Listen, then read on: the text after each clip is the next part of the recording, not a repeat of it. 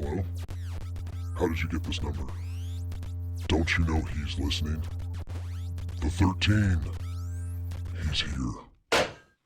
You have entered the 13, a place where real stories about music, touring, and the beyond are told.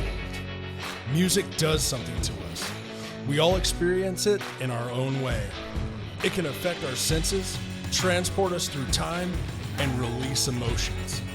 On this podcast, we will talk with people about the power of music and the beyond. What does the beyond mean? Let's find out together. Turn on your metronomes because this time is about to be tracked. Welcome to the 13. I'm your host, Ryan 13, and on today's episode, we have Andee Blacksugar. You might know him from KMFDM or Blondie, Blacksugar Transmissions, maybe even one of your favorite bands. He happened to play a guitar solo on it or something. The dude collaborates with everybody. He's fantastic. All of his links and stuff will be in the description below, of course, like usual. We filmed this episode back on, I think it was October 25th. So again, I'm a little late to the party getting this done. I really couldn't wait to get to this conversation with him because we have a great time talking. We get to talk about gear. You know, I love talking about gear. We get to talk about music. Well, there we go. And we get to talk tour stories. That's even greater. And, you know, I got to ask that beyond question and we'll see where that goes. Just get ready, get in here, go grab yourself some iced tea, a beer, something to eat, a sandwich, or if you're driving, just settle in. This is a fun chat, and I'm excited for you guys to hear it. Thank you. And here's the episode. Could you tell us a little bit about yourself? Okay, I'm going to try to make this quick. Right. These things can be boring, you know. I like them. I grew up in Pennsylvania. I moved to New York City in 1996. I have been here ever since. I've been a musician my entire adult life. That is pretty much my whole adult life. My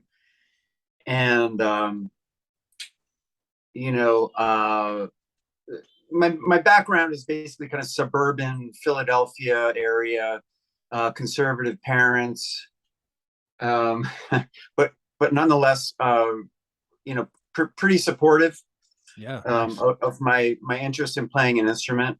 They bought my early guitars and amps and stuff. Very supportive in that way. Not thrilled about the whole thing, not thrilled about the kind of music I was into, not thrilled about the potential pathways to sin and Satan worship and drug abuse and death. But eventually I think they realized, seems like he just wants to learn how to play something really well. So kind of grew up on metal and hard rock, and then kind of got into post-punk pretty heavily, that realm sort of starting in 1979, going through the 80s with, The Cure and Susie and the Banshees and Pill and Jesus and Mary Chain Cocktail Twins, etc., all the way through shoegaze. That's a really important ingredient in my guitar playing. So I kind of started out with like riffs, just playing Iron Man and things like that. Obviously, Smoke on the Water was the first riff I learned on a guitar. It didn't play it right, but it was close enough that it was exciting to me and made me want to keep playing the thing.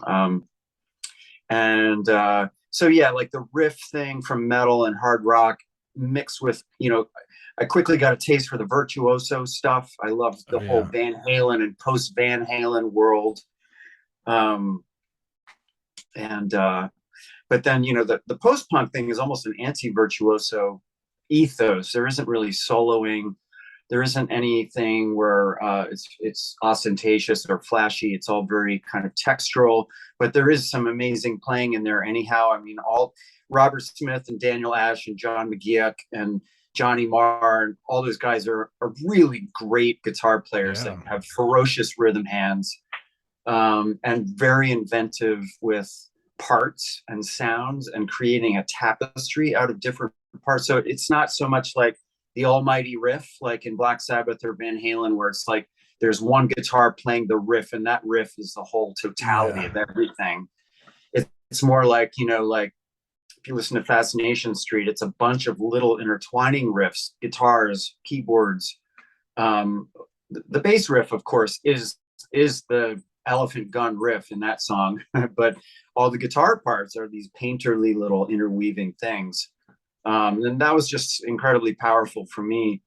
And so that's the kind of music that made me want to be a songwriter. It's just sort of creating these worlds, these textural worlds you can get inside of. And electronic music was the other major influence on me, just as just from a sonic point of view, a production point of view. It made me want to make my guitar sound unusual and find unprecedented sounds and just try anything in terms of how music is put together. Love for electronic music, you know, starting out as a heavy metal snob, I kind of originally looked down on music that's made with like machines and programming and stuff like that. And then the post-punk bands made me realize, wait a minute, I actually love synths and drum machines and stuff, you know, New Order, Depeche Mode. So that was a real quick gateway to Chemical Brothers, Underworld, you know, Attacker, et cetera, et cetera, et cetera. Just the whole, you know, music made with samples, music made with programming and severe editing and just manipulation of sounds was really inspiring to me. And that really affected my guitar playing, but also my production style. I kind of love the idea of just being able to do anything and not be stuck in a raucous world of like, everything's got to sound like an organic band. So, you know, like my music is sort of a fusion of live, very human stuff, like not auto-tuned vocals, real guitar playing, sometimes other real instrumentation, keyboards, drums, mixed with a lot of very, very synthetic programmed in the computer elements. And that's just, to me, the most exciting kind of couple of worlds to straddle, where it's sonically, it's sort of neither here nor there. It's sort of just taking exciting elements from different places and bringing it together. I hate music that is all just gridded, auto-tuned, just lifeless. I hate that more than anything. But I love machine music up to a point. I think, you know, when you think of New Order, it was like, yeah, they're using sequencers, they're using drum machines, but they've got Peter Hook playing these bass lines, these melodies. You've got Bernard Sumner's voice, which is very flawed, not polished at all, and his guitar playing, which is very human. So that to me is like that kind of template is sort of what's really exciting. Yeah, to me. I was watching. I think you did something with Guitar World the other day, because I tried to do a little studying last night when I got to the hotel room, and they were doing a tour of your gear. I love gear talk, by the way. I saw some cool stuff. We'll get into that later, but I saw what you were doing with your setup there, where you've got this awesome what was that, a Sully Raven that you're playing? Yes. Yeah. Oh, we'll talk about that later. I want to talk about the frets, but that's something else. But like, you've got this great, I don't know how to, it's like the way you're going to have to manipulate that would make me, I don't know. I just don't know those pedals, but I was like watching you work those things. I was like, holy cow, this is great. Look what he just did. And you were doing like the reverse thing, but you're using the tuner to swell it up and then take it all the way back into reverse. That, yep, I can see it. This is cool, man. Yeah. Well, that's sort of coming from that world of like wanting to do things with the guitar that are not trad rock guitar kind of tropes. And, you know, I got to give credit that we call that the stun knob on my guitar. This is the guitar you're talking about right here. But basically all we do is we take the tone knob and we make that, oh, it's a little loose. We make it an expression control for my Eventide H9 pedal. Okay. And this is a stereo output. So it's just a regular, I don't need two outputs coming out of the guitar. It's just a tip and sleeve. I mean, right now I don't have it set up for any of that stuff, but you're just noodling. Yeah. So tip ring sleeve goes into a splitter. one end of the splitter goes into the expression pedal input of the H9 pedal, and then this becomes my controller. So instead of having a pedal on the stage that you would do volume swells or echo repeats or any of those kind of things, I'm just doing it from the guitar. And that wasn't my idea, so I can't take credit for it. It was Joe Waltz, who's one of the designers of Eventide pedals. Yeah. It was his idea, and I was the guinea pig for it, and he installed that mod on my Super Strat that I had built about 10 years ago. So I've been working with this idea for 10 years now, and it has become like completely a part of how I play now, and I can't live without it. That's so awesome. Now every time I get a new guitar, whenever Sully, in this case, he just made me this guitar, and we had to somehow get the two of them in touch so that the wiring could be described to John, and John could, and he did it perfectly, it turns out, and was able to get me this guitar like 5 days before the KMFDM tour. But yeah, it's a pretty cool. It might seem convoluted, but like I have just completely, it's become a part of the whole thing for me. That's fantastic, man. That's awesome. Yeah, when I was watching that whatever Gear Talk or Guitar World thing, which everyone should go look, I'll put a link below. It was a super cool, and it's not very long. It was like you went through your gear really fast. But what I didn't see was I didn't see any amps. Are you just running straight out of all those pedals, or? No, it's going into the Atomic Amplifier 12, which is an amp modeler. Okay. It's like you know what I mean? It's like yep, an Axe-Fx type of thing, but it's a stomp box, and it's about this big. So the whole thing is contained. The Axe-Fx thing, I remember when I'm plugged into one right now. But originally the Axe-Fx was like you had to have it rack mounted and then have the special foot controller to go with it. Right. And it was a little complicated. It was like a 7-pin MIDI cable, which was hard to find.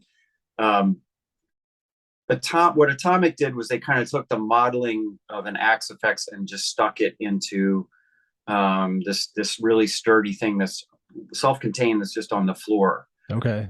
And that works really great for KMFDM because it's pretty much always just a crunchy high gain sound, and it's portable, and I need it to be portable. And so I use different things for different gigs. So sure, in Blondie I'm using a old school Marshall 800, not 800, a 2000 half stack. When I do gigs in the city, I play through whatever's there at the venue. Sure. So you know how it is. It's like you just get used to playing through whatever is there, and you just make it work. How was the tour? Because J-Rab said he had a lot of fun, but I guess it might be his last one. I'll have him back on the show later to talk about that. But he said sounded like you guys had a lot of fun. Yeah, I know. I mean, they were driving around in a much more humble vehicle, and he was sleeping on that vehicle, and that's no picnic. For us, I would say it was a triumph. I mean, we basically we had 2 days of rehearsal, and then we just got out and just did a sprint of unfortunately we had our second show and third shows canceled because of the hurricane in Florida, which is where we started out. Okay. Other than that, it was pretty much 3 weeks of just nonstop shows. Oh wow! So it was tiring,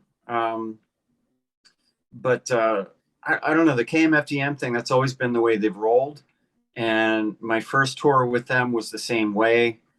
And was that in 2017? It was 2017. It was already 5 years ago. Yeah. But obviously some things have happened in between. I don't know if you've heard that have prevented bands from touring. Yeah. So that thing. Yeah. So yeah, I kind of like that playing every night, though. I mean, it is draining, but I love the momentum that you get from that. And with this particular music, it's a challenge for me to play it and I want to just keep getting better and tighter at it. And I've got all those effects cues, as you saw. And Yeah. there's so much stuff for me to remember, so many balls to keep in the air. So I welcome just playing every night. And the last show of the tour was the best one for me. I played the best. Nice. I didn't make any stupid mistakes, and I was like, okay, now I'm ready. Let's keep going. But it was great. KMFDM is an interesting band. I mean, if you know KMFDM, and you look out there and you see this crowd of really diverse people with a really wide age range. Oh yeah. And it's very joyful, and it's a lot of fun, and it's sort of Hyena was the 22nd album. yeah, That's crazy. yeah. I never even thought. I mean, I listened to KMFDM when I was in high school, and then a little bit.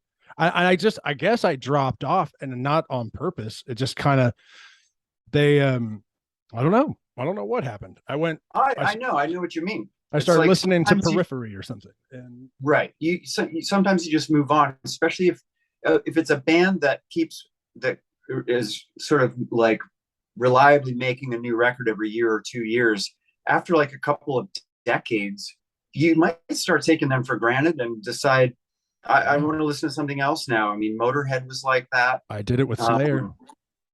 Absolutely. Yeah. I mean, I think Kerry King even said, well, the reason we're popular is we made the same record 8 times. And then after I heard that, I think after God Hates Us All, everything sounded the same. It's like we're 9 Inch Nails right now. I'm like, okay, I get it. You know how to plug things into other things. Right. Yeah. I mean, the thing about, the cool thing about the KMFDM, the time I've been in KMFDM is 5 years, is that we've made 4 albums in that time. So I really, really love that work ethic, because I'm a very prolific music maker myself. And so we did, after that, the first tour I did with them was just a last minute, like, crash course, learned the set in like a week, flew out, no rehearsal, did the first show, sold out Metro. Nice. But it went well. We hit it off, and so we made a live album from that tour, which was my inaugural tour.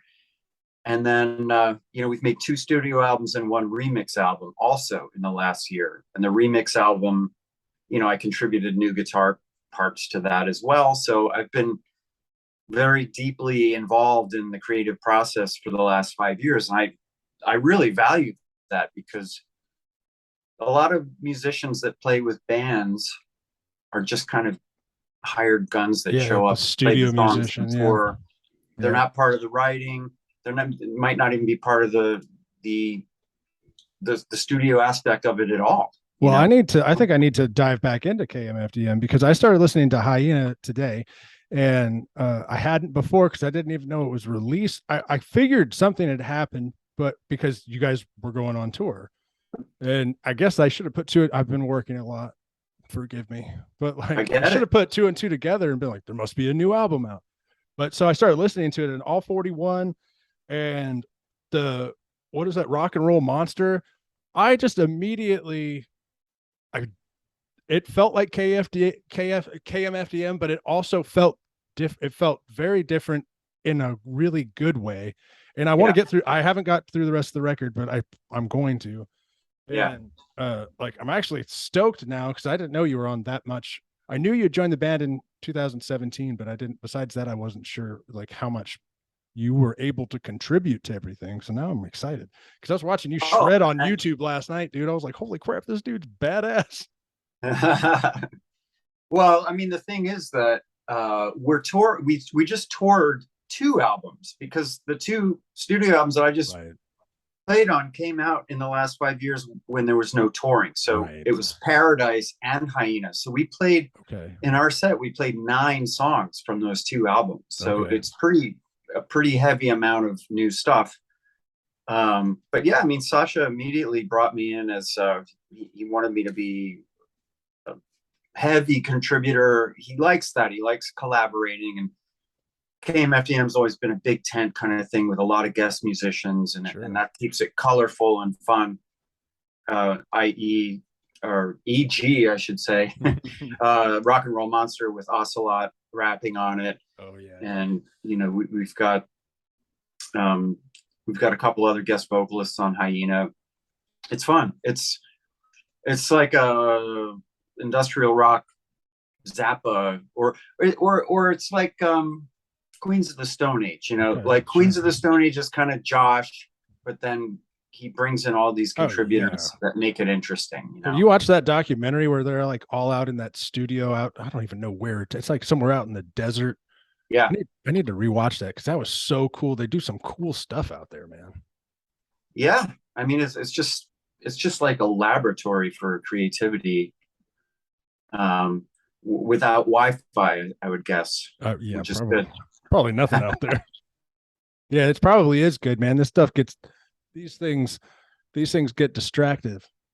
Oh yeah, like way too easy. I kind of noticed that. Like recently, I'll be at work, and then I'm like looking at the phone, not doing my job. Don't kill me, job. But it's just like, oh crap, I got to put this thing away. It's way different now with us having screens being available to us at any second. It's so it's great because we can all communicate at any second at any time. But two, it's like my attention span has gone to shit. I had a guy today at work say, I watched your podcast on YouTube, and I was like, and he's probably going to watch this too. And I was like, yeah, thanks, man. That's badass. They're really long. Mine are like an hour and 20 minutes long. I was like, actually, they're kind of short compared to normal people's. Like, I watched a little bit of you on what was that, couch riffs or something. Couch riffs. And like, that's what a fantastic idea that is. But those are 2 hours long, and I'm going to finish. I can't wait to finish watching that one too. Yeah, I just watched a Couch Riffs interview with Whitfield Crane last night because Mike Squires, he is Couch Riffs. Yeah, he's the interviewer. He's the guy. He just toured with them this year, and he also toured with Peter Hook and the Light. Okay. So he's been doing some really interesting stuff. But yeah, he's a great interviewer, conversationalist, and podcasts are long form. Right. Because we need long form stuff. Like we need things that actually we pay attention to for 2 hours. And that's what I love about it. You can put it on. You don't have to watch it necessarily. You can just you can just lie down and look at the ceiling and listen to this thing. Yeah. I'm glad that podcasts are long, I'm glad that I have more listeners on the RSS feed than I do watchers, because then all the watchers, all the listeners can't see this ridiculous mustache I'm sporting right now. But but all the listeners can imagine it. Like, think I'm trying to do Zappa without being able to achieve it. Or yeah, of course. I see it now. Yeah. Well, no, it was an accident. I had a goatee and shaved a little too far that way. And you got to work with what you got sometimes. You had to correct it. Yeah. Yeah. So it'll be back to normal eventually. But I think so. You and I have met briefly, I think a couple of times, and always because of Doug Pennick. Yeah. And I think J-Rab thought that you were my buddy Jess, who you look very similar to. He's also into industrial. He has a band called Drev, but he lives in Boston and works at Berkeley. And so I think that's why he was like, I thought you always got Andee on the guest list. I was like, I don't think so, man. But I remember meeting him. Well, my memory is that I met you guys in 2008 at Irving Plaza. Yeah. Okay. Right. Because King's X played with Extreme that year. Yeah, that's true. So I was on that tour. Okay. So that's where I met you guys, but that was then. And I hadn't seen J-Rab since then until this tour that we just did. How random was that? I know. Well, yeah, exactly. It was pretty wild. But the Doug Pennick King's X thing is a really cool.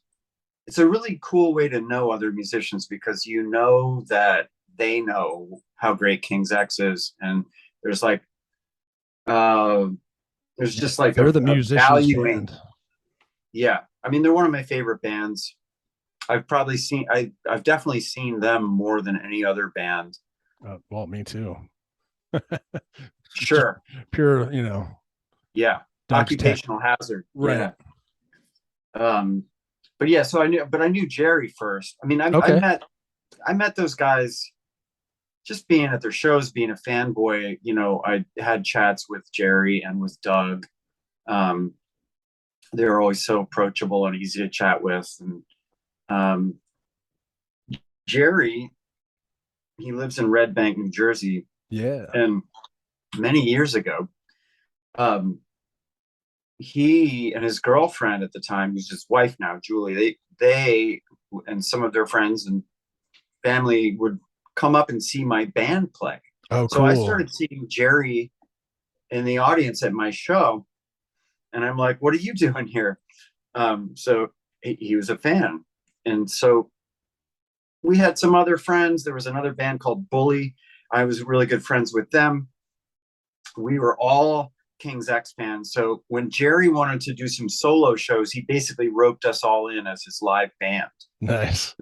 It was the three guys from Bully plus me. Oh, And wow. I didn't know that. yeah, we didn't do many shows. I think we did like 3 local shows. Okay. And it was all stuff from his first solo album. And then when he did the second solo album, we were all very deeply involved in the making of that album. Okay. Anyway, so after that whole situation, that was around 2005. I started properly hanging out with King's X, like on the bus and stuff, and that's how I got to know Doug. And I asked Doug to sing in one of my tunes. And nice. So, and I know you guys collabed with Doug too. Yeah, he got on sang our entire record because we lost a singer, and he was like, "I'll sing on it." Whoa, okay. I mean, he's just the best guy. Like he's so generous, and I'll tell you one thing. I was the bass player in that band, and going on tour with him in support of that record, playing bass with one of the best bass players on the planet, in my opinion, was like, am I doing everything all right? Because I'm a guitar player at heart, man, but I played bass in that band. Right. Well, that's cool. I'll show you this. This is a fairly recent acquisition. Ooh, I know that. Wow. Hell yeah. That's great, dude. Man. Strung some of those up, but I'm bunching. Strung some up. Anything? Nobody. The Doug Strung Some Up album. I had to throw that in there. Oh, Strung Some Up. Yeah. I love that record. That's great, dude. I was talking to him on the phone not too long ago, and he was like, "So we're gonna release that on vinyl." And I was like, "Okay." And he's like, and I redid all the drums. I was like, "What do you mean?" He's like, and whatever program he used to do, I know he used Real People, but the program that, I don't know, makes the drums sound better, whatever. They used to have big fucking drums or BFG or whatever, and that type of thing. Like, he changed it all up, and he's like, and I changed it to so-and-so's kit, and it sounds fucking huge. I don't have it yet. I haven't heard it. I have to take his word for it. But that's, so in other words, he's just like triggering a sampling kit. Yeah. Like Superior Drummer, Tune Track, that kind of thing. It may have been Superior Drummer, and like when he made that album, it was a certain version, and then now they have the new one, and he could change things out. And he said it sounded so much bigger. Wow. I'm gonna have to get one because I don't know, but I believe, if he says it's bigger. I used to hang out in his studio when he lived in Katy, Texas, when I was in college, and I just sit there and watch him mix the albums and stuff. And I mean, god damn, we'd sit there for hours listen to him fuck with the snare drum. I'd be like, I think it sounds better now. He'd be like, yeah, I think it sounds better now too. And we like 3 hours later, and then the next day he comes back and he's like, actually, it sounded great. The first, exactly how it was originally. We messed that up. So wow, I miss that type of stuff. That was a good times, man. He's a good dude. He was in my wedding. I've known him. Wow. Yeah, I've known him for, I don't know, 20 years. Because of King's X and because of touring with them and learning all of this type of music and meeting new folks and whatever, it's changed me into like, I would like to a better consumer of music than I was, because I would get elitist, like you were talking about before. Like I was elitist with metal at first, and I knew Doug then. Then I branched out, but I was elitist, and it was only metal and only industrial, Right. and then things kind of change as you get older. Now I'm listening to old country, old outlaw country stuff, like it's going out of style. Some of them chicken pickers are crazy. Oh yeah. And I don't know. Life is cool. You just got to let it be cool. Well, yeah. I mean, there's no reason to like deny yourself whole universes of music out there. Like, why would you do that? Yeah, I don't know, but we do. Yeah, I just think that everyone has to listen to whatever they need to listen to at whatever point in their life that speaks to them. But like to just categorically shut out a whole genre and just decide that you're not even going to go there, right, is, you're doing yourself a disservice. Absolutely, 100%. And I mean, I'm only just now starting to learn that. But like, I mean, golly, a kid in high school, if there's any kids in high school listening to this right now, like, listen to everything.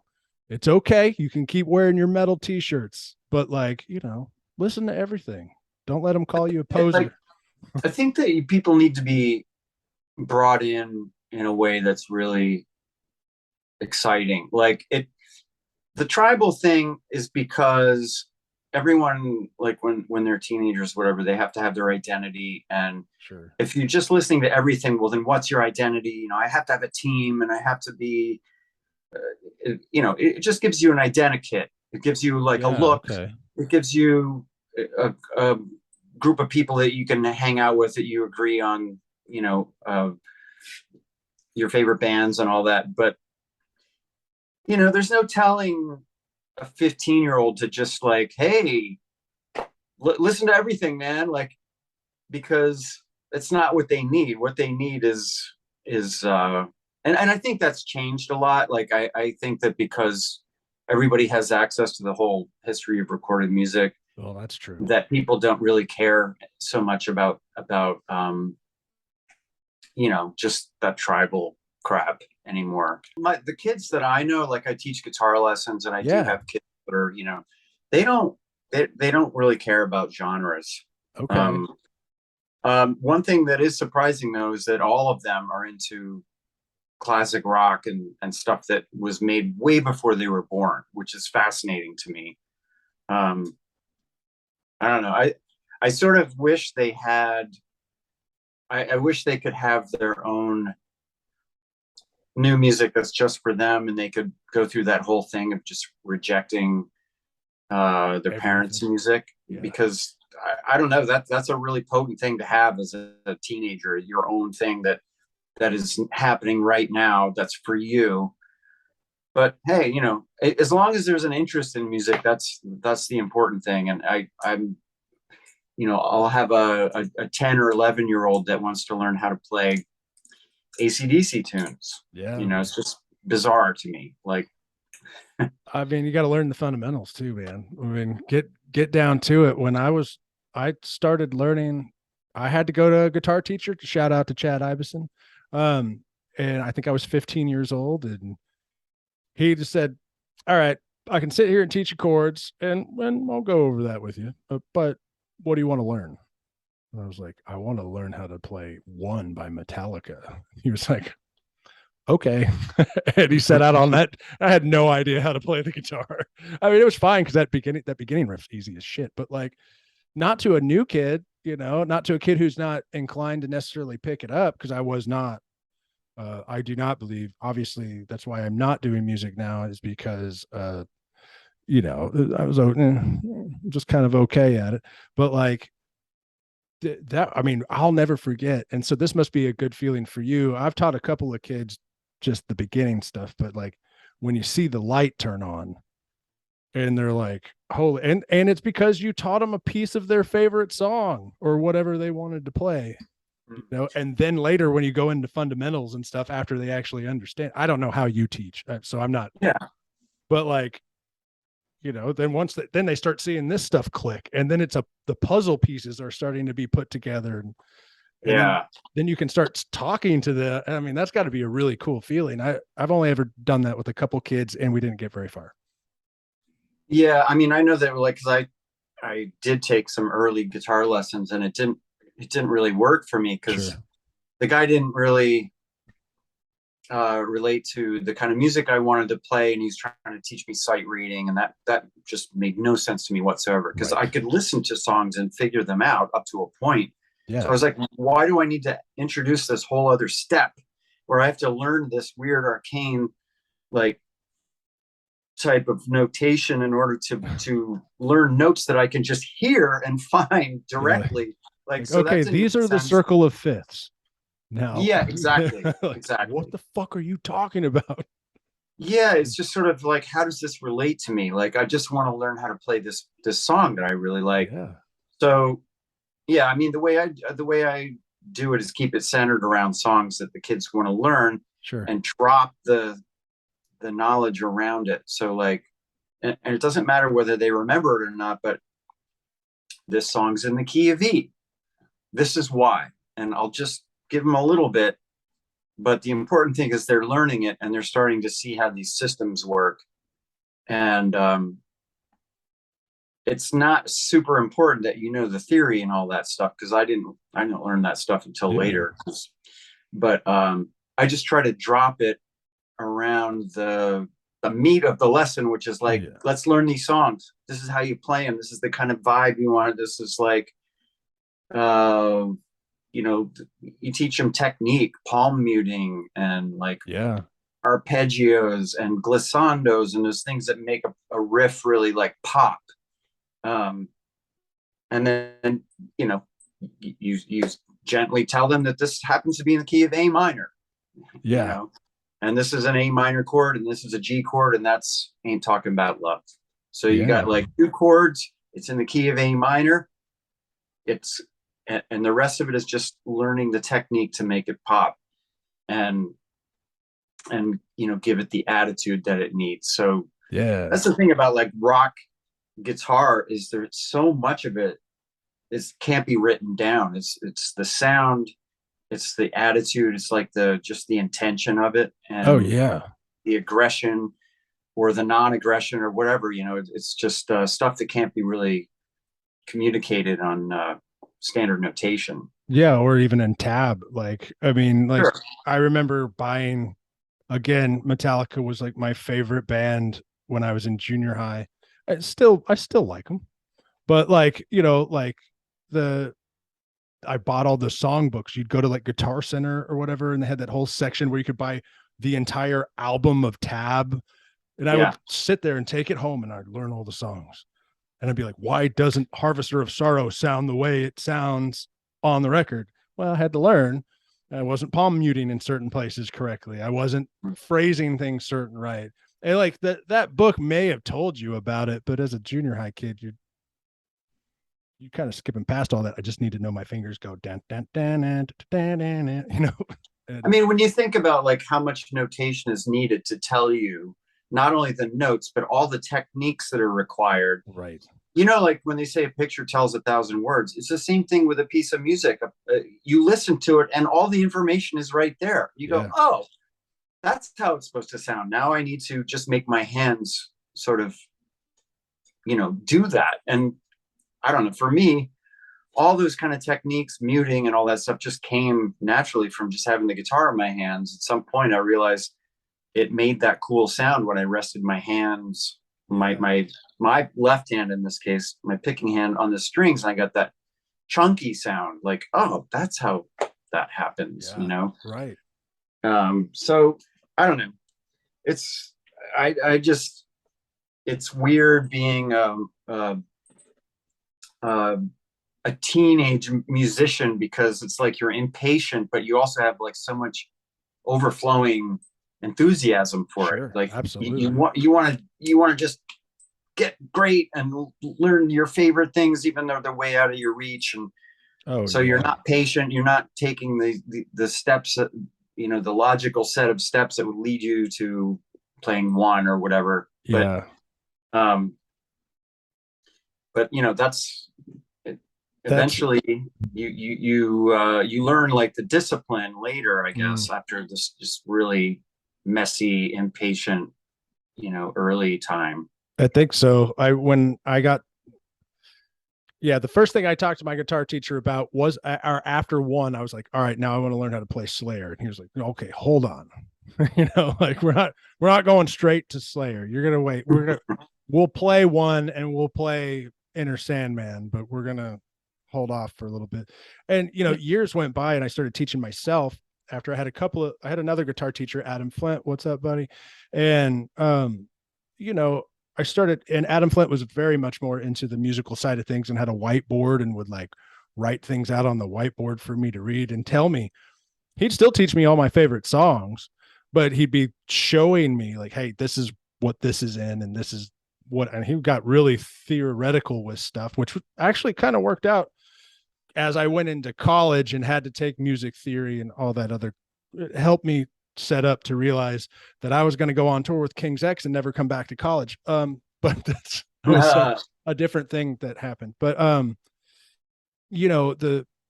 just remember I was 19, I'm living in Austin, Texas, and I'm like, okay, if I'm going to get anywhere in this state, it's in this city, because it was the live music capital of the world at the time, or at least that's what we like to say.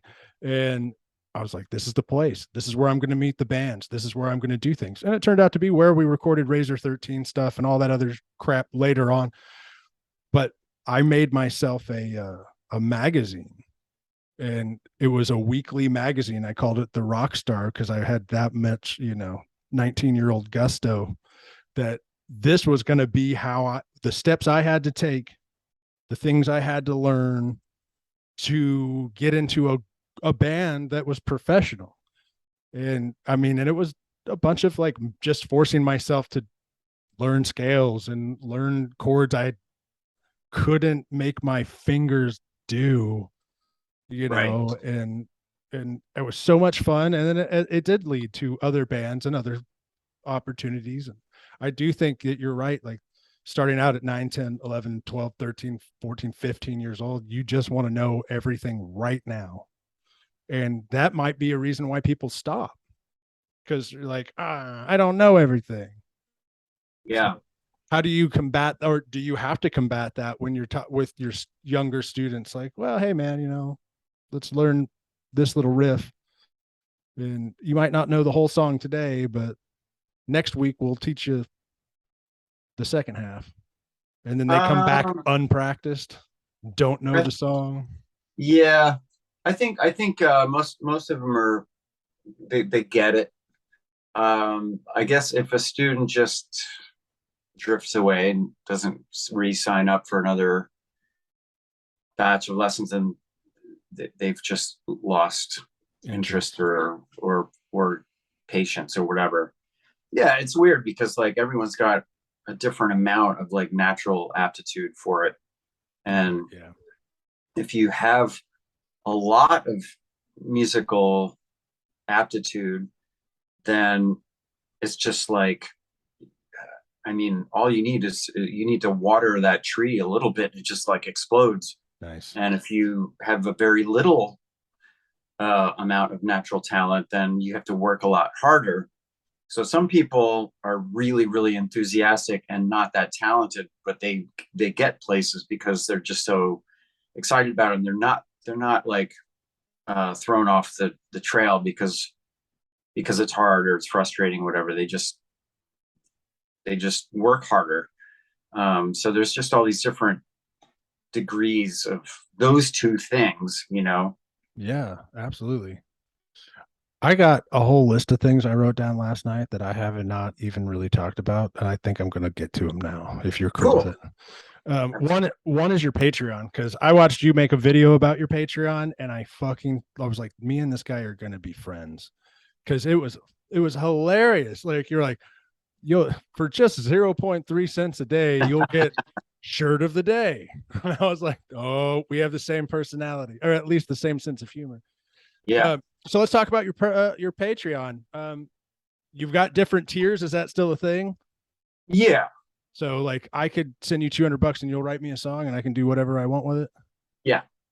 And that shouldn't be a one-time deal also, just for everybody listening. That's a one-time deal. I only do it once. Yeah. But yeah, typically it's just you opt in for 1 month and then you renegotiate for a lower tier. Yeah. Or maybe you just bail entirely. But yeah, it's been really fun doing those. Like I started doing them a while back, even before Patreon. Okay. And it was really, really fun. It's always funny. It's a really cool creative exercise, and people get a kick out of it. But yeah, I mean, basically, aside from that, there's 3 tiers. There's the $3 a month one, which is basically like I write a newsletter every month. I share sort of updates of whatever I'm doing musically. 4-track flashback, I think, is in that. Oh yeah, I wrote that. Yep, right there. Wrote that down. I love that. I love T-shirt of the day, 4-track flashback. I love that because I've got those cassettes piled up. I don't know what yours is like, but like you go back and look, like, what are you doing? Well, I digitized all of my stuff, so cool. I just upload MP3 or WAV files. So yeah, so it's easy enough for me to do that. T-shirt of the day is just sort of like, because we all have millions of T-shirts, right? So I would talk about, in this case, Ms. Neon, who's a friend of mine, and hopefully turn some people on to an artist they didn't know about. The $10 tier includes all that stuff, plus I do a video every month. It's usually 15-20 minutes long. Okay. So it's sort of like just a compilation of whatever I had been doing that month. So next month's video is going to be all KMFDM tour. Sure. And if there's any kind of recording stuff I was working on, I'll break down aspects of that, gigs.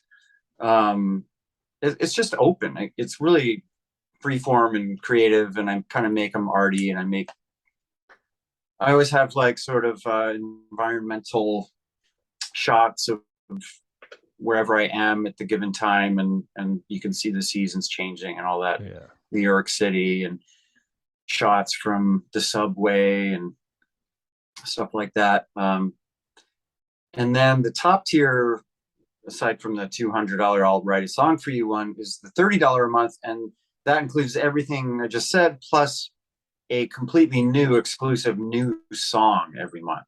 Oh wow. Yeah. Okay. Well, that's cool. So you're really writing stuff. I mean, you ain't messing around. No, not taking any time off. You're coming home off the road and probably getting right back at it. And I saw an interview. I don't know if it was the Couch Riffs one or not, but you were talking about, it may have been, no, it was with somebody else. And you were talking about how like during the pandemic, having all this stuff to do just kept you busy. Unlike most of the rest of us, like lost their damn minds, sitting at home all the time. So that's cool. Yeah, that was, 2020 was like a real prolific year for me recording wise, just because of the pandemic. It was supposed to be a heavy touring year for me. Yeah. I personally released or played on 13 albums that year. Oh, wow. So there was all my stuff. There was Blacksugar Transmission. I did like a 3-album trilogy that year, which I had planned to do anyway before the pandemic. I covered Garbage's first album in its entirety. I did three albums of random cover versions instrumentally with my buddy Adam playing bass under the Sheer Velocity moniker. That's my all instrumental stuff. I was on Jason Bieler's record. Nice. And KMFDM in dub came out that year. So yeah, 13 albums altogether. And yeah, it was just a creative challenge to me. Like, what can I do this month? It's also a way to make money because people people were showing up and buying these things, so it would bring in a little bit of extra cash. But it was just a creative thing. Like, how can I make this more interesting? This time I'm stuck inside. Yeah, absolutely. One of the man, see, like I turned 28, and I'm throwing myself in here because this is what I like to do. I think I'm a narcissist, but I don't know. But the anyway, like the whole deal is I turned 28. I came back from Europe with King's X. We'd been gone for a month or something, and I had no money. I came back with 60 euro because you spent it all on tour, right? You're out there, you're having fun, you're in Europe. It's like my second time being in Europe because I went twice with King's X. I came home. I had a girl I really, really liked. She told me to keep going, keep playing music, keep doing my thing, a couple other band prospects. But I was like, man. So I joined the oil and gas industry, and that ruined everything. But I'm not saying that's a bad thing. It just took me out of this world and what we're doing right now. And that's why I thank you for coming on, and why had all the guests I've had is this connects me back to it. And we get to talk about tour stories and all kinds of crazy stuff. And I get to kind of live vicariously through you for at least a second. So since you just got off of a tour, anything crazy happen that you can talk about? Anything crazy happen? Or fun or funny, or was there long running gags, or how tours are? Yeah, my favorite long running gag was our lighting guy, James, is sort of a grumpy by nature kind of guy. He's a massive KMFDM fan. He has a KMFDM tattoo on his calf. Nice. He's the guy responsible for this insane light show that we have, which is such a big part of the whole thing. Badass. But he's kind of a curmudgeon. So our merch guy, Ocelot, who's the guy that raps on Rock and Roll Monster. Yeah. He was doing this thing where he would surreptitiously take video of James, so waiting in the hotel pool alone, or sort of walking along, pulling his suitcase behind him with his mohawk, and yeah. he would put that Sarah McLachlan song on top, the one that was in the animal rescue commercial or whatever, the sad one, and that in the arms of the angels or whatever. Well, Ocelot would always find James in a pensive moment somewhere by himself, and he would just shoot him, and then put this song over it and post it as a story on Instagram. And it was great. Just so incredibly funny. That was sort of an ongoing gag. There's not a lot of crazy stuff going on. It's sort of like a family affair, because Sasha and Lucia, the two singers of the band, are married, and their daughter is always on tour with us, and she has a nanny. It doesn't mean that people aren't swearing sailors, but it's a different vibe. It's a different vibe. Nobody's doing blow, or there's I would say the wildest thing that happens is some people get stoned and some people get a little drunk, but nobody likes to recover from being drunk, Yeah, that's kind of how they sleep as it is, True. That's kind of how that's how the King's X bus was. I'm sure still is, I don't think they do buses anymore. But when they did buses, when I was with them, they, the show was over. They had a couple of glasses of wine, smoked a joint. Everyone went to bed because your day started. Well, my day started as soon as we showed up to the club and had to load in and get everybody ready for sound check the next day. But, I don't think I even ever toured with a band that did anything super crazy. So I actually really enjoy just a relatively, I think everyone should be laughing as much as possible and should be having a great time. But I also like getting rest, and I like people being respectful with each other. Yeah, I don't know. It's sort of like the same thing with Blondie. It's pretty sane, it's not wild. Yeah.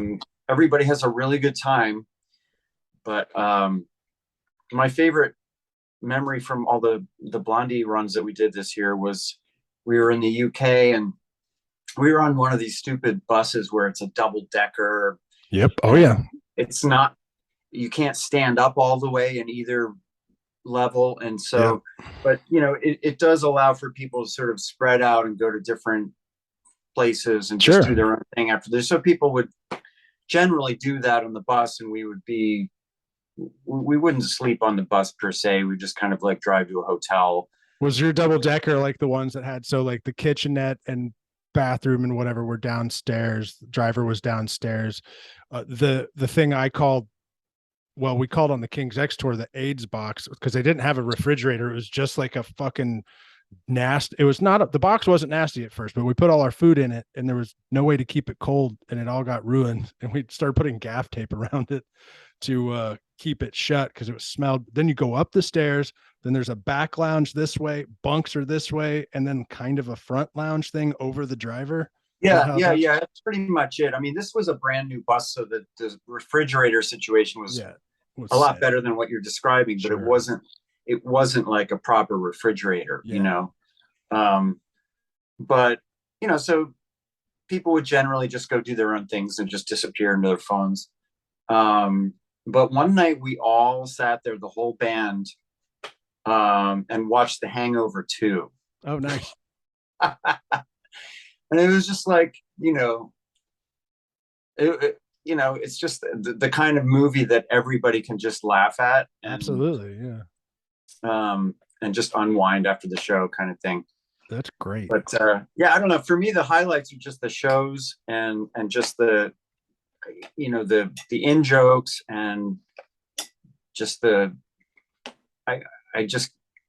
me, it's like on tour, everyone should be laughing as much as possible, and the drummer in KMFDM is a British guy named Andy Selway, and he is just the most relentlessly quick and raunchy quipsmith. All right. Of like anybody I've ever met. Like, he is just like a fountain of comedy, and it's impossible to just not be in stitches whenever you're around him because it just never stops. So, and everybody laughs a lot in that entourage.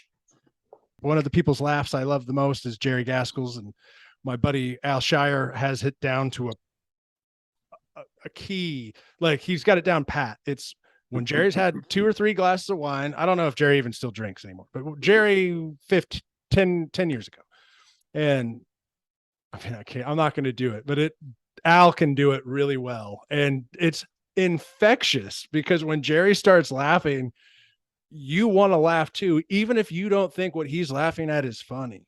Right. Like, I love that, dude. He called me on my wedding day. He wasn't able to be there. Him and Julie weren't able to come, but I saved the message on my phone, and it's near and dear to me.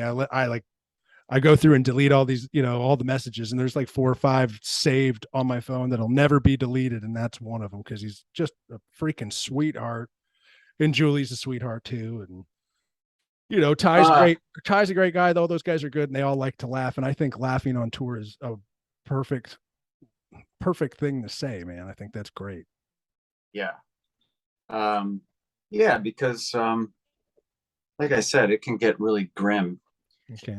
Out there. But I can't complain. Like, I think the level of touring that I'm at now is relatively cushy. I can't, it's not like J-Rab was sleeping on that in that what is that?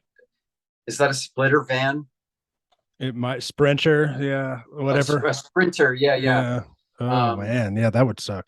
Those are only good if it's just you and like one person. Like, I watch a van life person, Kate and whatever, I don't know, some famous YouTubers, and they do it. They have this whole but they got a whole big bed in the background, and it's nice and comfy, but it's just those two.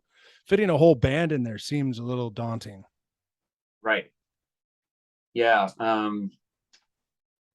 Yeah, and the Blondie thing is just like there's a day off after every show. Yeah, Everyone's in that's great. hotels. Nobody's sharing rooms. It's business class flights.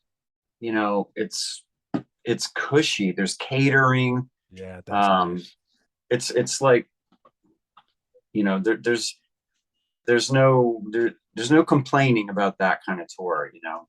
So I was watching your YouTube channel, and obviously you do a little bit of video editing. What do you use to do that with? I used for the longest time I used Adobe Premiere, Yeah. but it just kept it kept crashing on me. I don't know if my computer can't handle it or whatever, but Okay. I started using Filmora, Okay. which is, you know, a little bit more of a consumer grade kind of thing, which is fine for me. Sure. But it doesn't crash. It does everything I need it to Yeah. do.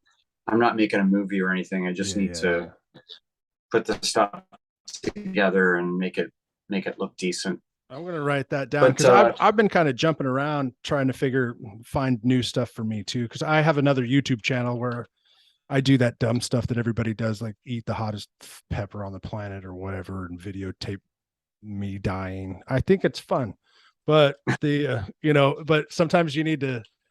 Just the software isn't as great all over the place, but I don't want to spend $500 on software either. You know, I want to find something cool. I think Filmora is $30 a year. Oh, I love that. Yeah, so it's pretty reasonable. And considering I use it all the time, it's well worth that. When you got the call to come to KMFDM, how did it happen? Doug Wimbish called me. Do you know who he is? I don't. Okay, you should know because why does that name sound? His name sounds familiar. Yeah, you should look him up. He's a sort of a world-renowned bass player. Then I should know him.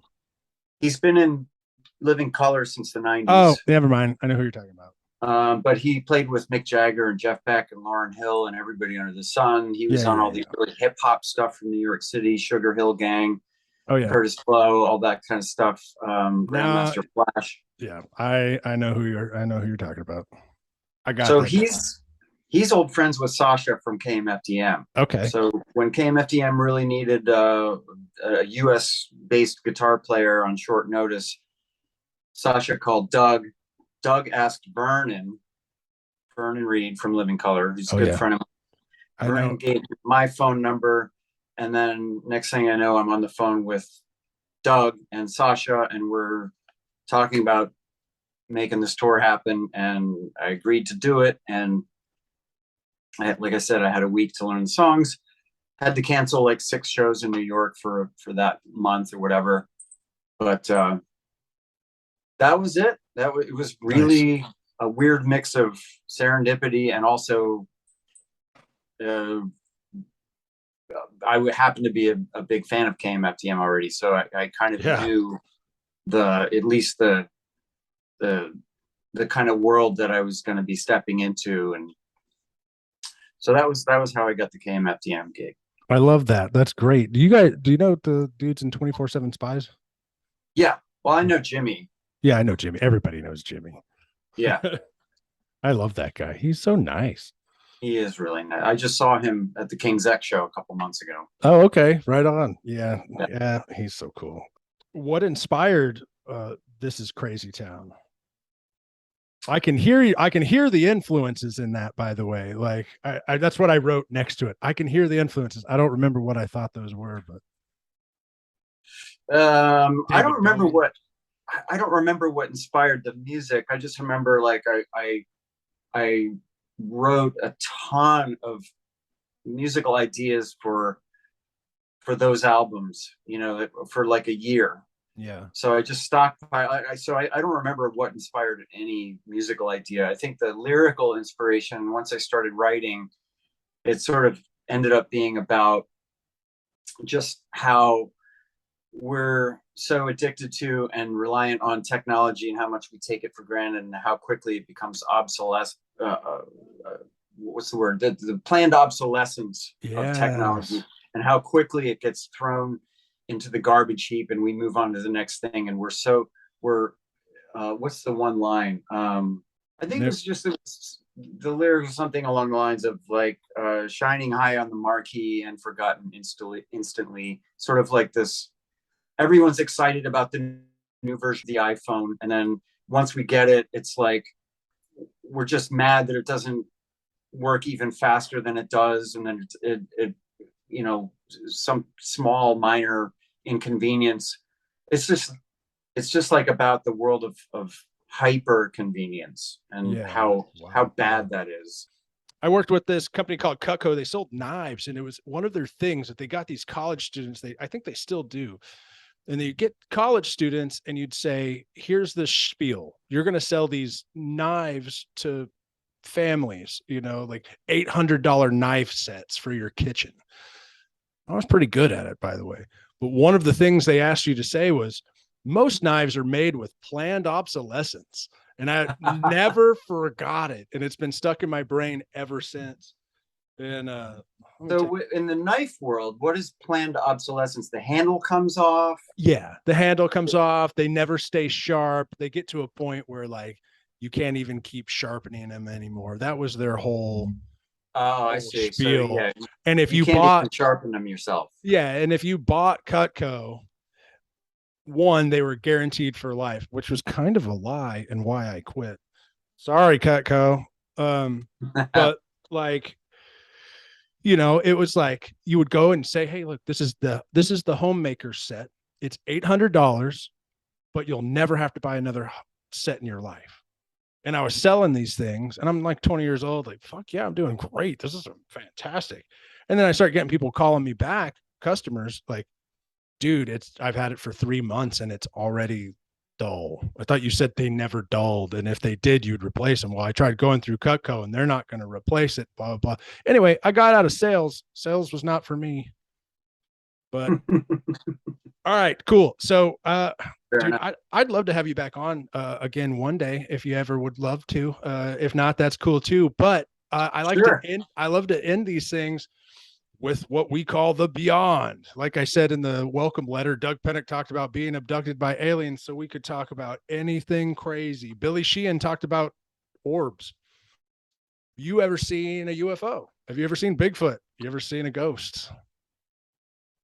And it's okay. No, I must not. I must not have the antenna for those things because I really have never seen any of the above. That's okay. That's good. It makes it hard for me to talk about them, though. So what I mean by that is that's okay because, like, literally, I don't know if there's an antenna or if it's just that I think I might have seen a ghost once, but I was a kid. So, I mean, that's you being a kid. Who knows how real that is? I've definitely seen some weird lights in the sky, but could have been drones before everyone knew we had drones. Who knows? Right. I'm pretty sure I either saw Bigfoot or it's a homeless man in the woods when I was growing up. But again, can't confirm or deny. I don't know. It was something that was making some crazy noise coming out of the woods. But well, cool, man, dude. Andee, I really appreciate you coming on and dealing with me in this form in the hotel room and the crappy internet and all that stuff. You've been a real great sport and a lot of fun to talk to. One last thing, because I know I missed it earlier. On your guitar, you talked about some type of nickel jumbo frets made by Size Queen. Is that right? Is that what you said? No. Well, I couldn't hear what you said. Okay. I didn't know what that meant. That's just what me and Sully call the jumbo frets. Oh, the Size Queen. Yeah, I mean, it's just sort of it's our terminology. That's how I put it. I said I want, I said I've become a size queen when it comes to frets. So I see. So give me the big uns. I like it. And so my whole reason for asking this is because I don't think I've ever really had a guitar or anything like that with really large frets. Why do you like that? And what's the purpose? Well, I didn't know about large frets until relatively late in my guitar playing journey because I'm left-handed. So Yeah. I sort of cut my teeth on this guitar. This is a Stratocaster. Yep. And I just played on its skinny little stock frets, and it's really hard to get your finger underneath the string to do bends when the frets are really small. Sure. So the string gets away from you, and this happens. Yep.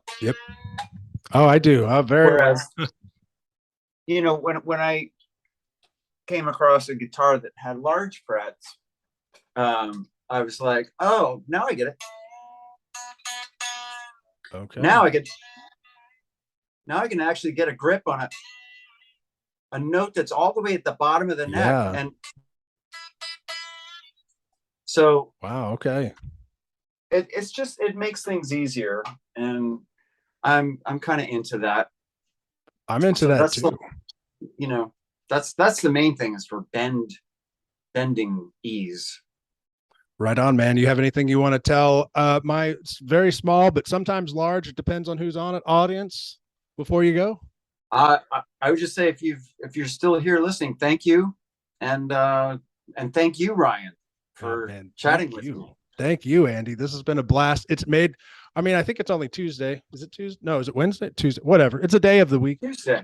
Yeah. And it breaks my oil and gas job up to be able to do these in the middle of the week. So when you said, I'm so glad you said this too, because I was about to take my 7-hour drive to here, because I live in Houston basically. And I saw the email. I was like, oh crap, I better grab all my stuff. That's why I brought all this junk to have fun with. And it was cool, or else we would have been doing it a different way. It may not have sounded as great, or hell, I don't know. Maybe this won't sound as great, but it's going to be fun either way. I appreciate you. Thank you so much. I'm definitely going to hit you up again. Thanks. Thanks for accommodating me. Thanks for accommodating me, man. Shit. I almost knocked the whole works over here. Oh, good. Fun. All right, brother. But yeah, have a great night, Ryan. Thanks, And man, yeah, let's do it again sometime. Absolutely. I'm stoked. And next time I'll be a little bit more prepared. How about that? Whatever. All right, brother. Thanks again. Have a great night. Everybody, this has been the 13. I'm your host, Ryan 13. This has been Andee Blacksugar.